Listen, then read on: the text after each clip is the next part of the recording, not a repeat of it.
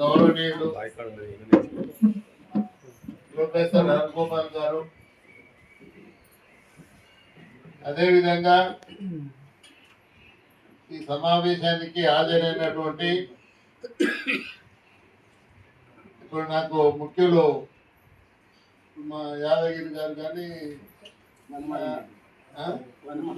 వనమాల madam Telangana గారు Mallareddy sir అయితేనేమో ఇంతకుముందు ప్రతి మీటింగ్ లో తెలంగాణ దాటగా అన్ని కలిసి మాట్లాడుకుంటుంది.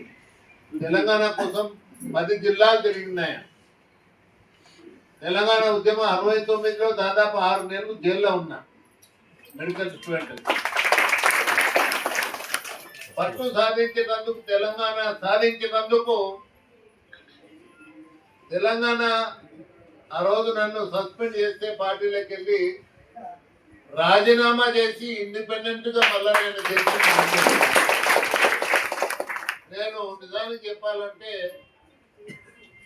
చిన్నప్పటి నుండి కూడా ఒక పోరాట యోధుడు. ఇప్పటికి నా వయసు నాకేం అడ్డం కాదు. ఇక్కడ ఉండే మా అక్క చెల్లెళ్ళను చూస్తూ ఉంటే, వారి ఆక్రందన చూస్తూ ఉంటే, వారి ఆవేశం చూస్తూ ఉంటే నిజంగా చాలా బాధేస్తుంది.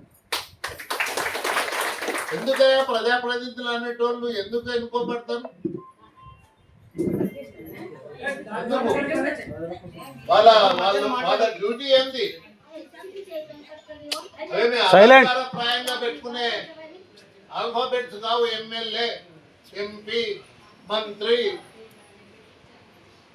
ఇలా మనం తెలంగాణ కావాలని పోరాడి తెలంగాణ తీసుకొని వచ్చిన తర్వాత మళ్ళీ మనకు అన్యాయం జరుగుతూ ఉంది. ఒక జిల్లాకి వెళ్ళి ఇంకో జిల్లా. ఇలా నేను అడుగుతాను ఉత్తమ్ కుమార్ రెడ్డి గారిని,